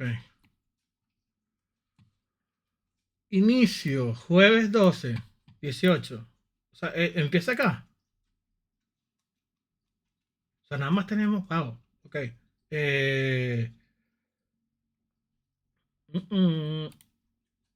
Y después, cuando termina esto, fin de carnaval, calificación. Ok. Pensaba que tenemos más tiempo. Pensaba que terminábamos aquí. Bueno, entonces va a ser el miércoles. Ok, miércoles 17. Y va hasta lo que veamos el miércoles 10. ¿Ok? Creo que es lo mejor. Porque si lo hago después, créanme, todo lo que hicieron antes no lo van a estudiar. ¿Ok? Lo voy a colocar de una vez en la página. ¿Está bien? Perfecto. ¿El 17 va a ser el online o el presencial? ¿O los dos? Buena pregunta. Déjenme discutir con el auxiliar docente y les escribo en el grupo, ¿ok? Sí va, profe. Gracias. Ok, les escribo ya. Se le va a escribir ahora el auxiliar docente.